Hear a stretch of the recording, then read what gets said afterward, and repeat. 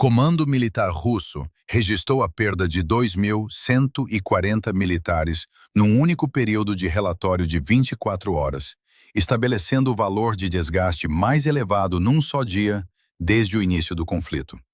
De acordo com dados confirmados provenientes de 4 setores operacionais distintos, aproximadamente 90 veículos blindados e tanques de batalha principais foram destruídos ou abandonados no mesmo intervalo de tempo.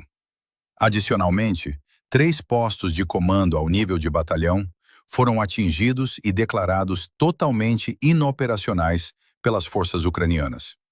Analistas independentes indicam que esta margem ultrapassa significativamente os picos de baixas anteriores, não se tratando de uma flutuação estatística habitual,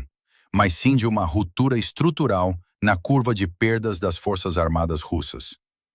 Embora os dados diários de baixas, quando analisados de forma isolada, não constituam indicadores definitivos da saúde operacional de um exército, o impacto deste acontecimento reside na linha de tendência e na distribuição das perdas pelas diferentes categorias.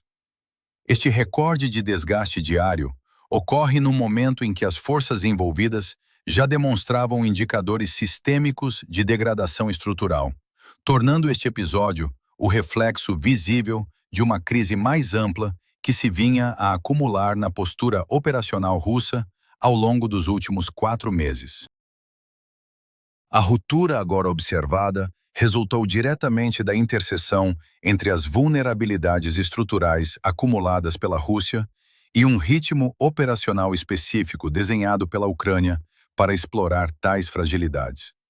O exército russo iniciou a presente campanha militar após ter mantido operações ofensivas a um ritmo contínuo em múltiplos setores da frente durante cerca de 2 anos. A manutenção deste ritmo prolongado gerou uma pressão cumulativa sobre os sistemas de rotação de pessoal, de substituição de equipamento e de reabastecimento de munições, que deixaram de conseguir acompanhar a taxa de consumo na linha da frente no início do verão. O sistema de rotação de forças, severamente desgastado desde a segunda vaga de mobilização, forçou as formações de combate a permanecerem em posições avançadas por períodos muito superiores aos previstos pela doutrina militar, comprometendo a eficácia operacional das unidades no terreno. O núcleo dos acontecimentos deste período de 24 horas reflete o esgotamento dos recursos humanos e materiais na linha da frente. O fluxo de substituição de pessoal militar processava-se com recrutas que recebiam um tempo de instrução significativamente inferior ao das gerações anteriores de substitutos. Esta dinâmica provocou a erosão acelerada do conhecimento institucional dentro das formações,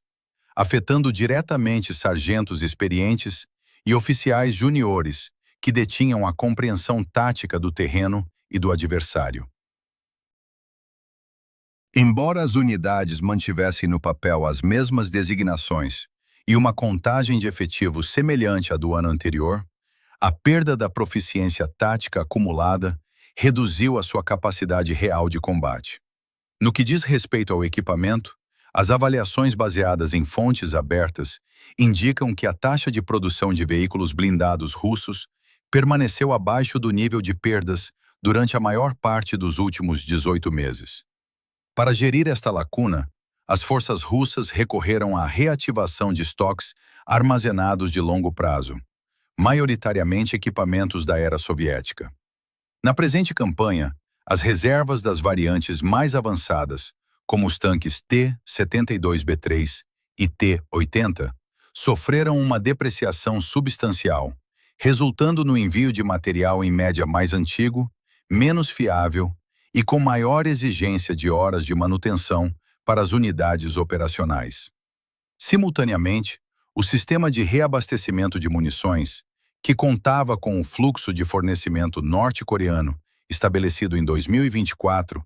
enfrentou restrições devido à campanha de ataques profundos da Ucrânia contra a logística da retaguarda russa, forçando a artilharia a consumir mais munições para tentar fixar os movimentos ucranianos. As dotações de munições na linha da frente sofreram reduções graduais nos 2 meses anteriores, afetando a capacidade de resposta do apoio de fogo. A Ucrânia aproveitou estas condições vulneráveis ao aplicar uma pressão contínua em múltiplos setores em simultâneo, alterando os pontos de esforço para impedir a concentração de reservas russas degradadas. No dia em que se registrou o recorde de baixas, às 5h40, um comando de batalhão russo, situado numa posição preparada a aproximadamente 8 quilômetros da linha de contato, reportou o primeiro embate. O comandante da unidade, com a patente de major, operava com as suas 3 companhias de infantaria, reduzidas a cerca de 70% da capacidade autorizada, e o apoio blindado orgânico, reduzido de 12 para 7 veículos operacionais, dos quais 2 apresentavam limitações mecânicas. Uma força mecanizada ucraniana iniciou uma tentativa de ruptura deliberada no setor da companhia situada mais a norte. O pedido de apoio de fogo urgente, enviado pelo batalhão ao coordenador de artilharia do regimento, foi integrado numa cadeia de transmissão saturada por solicitações semelhantes de outros 2 batalhões adjacentes. Devido à necessidade de consultas sucessivas entre o regimento e o comando da divisão, a recolocação do apoio de artilharia demorou cerca de 40 minutos a ser autorizada. Durante este intervalo, a Companhia Norte Russa perdeu cerca de 1/3 do seu efetivo e iniciou uma retirada sob fogo em direção à 2ª Companhia. A seção de reserva enviada para conter o avanço foi interceptada no trajeto por ataques de drones ucranianos, resultando na perda de 2 dos seus 3 veículos blindados antes de atingir o ponto de contato. Quando o fogo de artilharia foi finalmente executado, as coordenadas já não correspondiam à situação real, que se alterara nos 15 minutos anteriores. O pedido do comandante do batalhão para retirar as forças restantes de forma controlada recebeu autorização com 90 minutos de atraso, momento em que a 2ª Companhia já se encontrava sob combate direto, e a 3ª Companhia estava fixada por elementos de infantaria ucranianos infiltrados. Este cenário de desorganização tática repetiu-se em 4 batalhões de forma simultânea, convertendo uma vulnerabilidade estrutural de longa data em 4 desastres táticos no mesmo período operacional. A análise a longo prazo destes acontecimentos revela que o exército russo, atualmente no terreno, apresenta modificações estruturais profundas face à força militar que iniciou as operações em grande escala ou que executou as ofensivas nos anos de 2023 e 2024. O sistema de regeneração de forças passou a substituir sistematicamente a qualidade técnica e tática pela quantidade de efetivos, de forma a sustentar a posse de terreno e o ritmo de assaltos em múltiplas frentes. Este modelo produziu unidades que mantêm a equivalência numérica nos relatórios oficiais de prontidão, mas que carecem da profundidade estrutural necessária para absorver ações de contraofensiva ou pressões mecânicas contínuas sem sofrer uma fragmentação das suas linhas de defesa. O registro histórico de perdas neste período de 24 horas serve de indicador de que o nível de fragilidade das forças avançadas atingiu um limiar com efeitos operacionais diretos e mensuráveis. Outros dados colaterais corroboram este estado de degradação,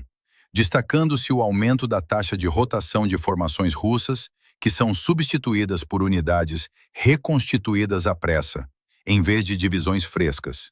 bem como a dependência crescente de unidades prisionais e de formações de contratados com níveis marginais de treino militar. Adicionalmente, a proporção de apoio blindado disponível passou a integrar maioritariamente veículos de gerações anteriores, com menor fiabilidade mecânica. No plano da doutrina militar, este conjunto de fatores aponta para a aproximação daquilo que se define como o ponto de culminação operacional, no qual uma força esgota a capacidade combativa necessária para prosseguir ações ofensivas ao ritmo planeado.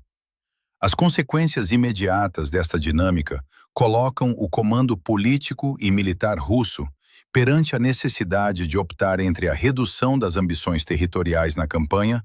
ou a tentativa de manutenção do ritmo atual através de medidas de mobilização e rearmamento acelerados, o que poderá agravar a degradação das forças a médio prazo. No plano estratégico, o conceito operacional aplicado pela Ucrânia ao longo desta época de campanha foi estruturado especificamente para forçar este cenário de esgotamento material e humano,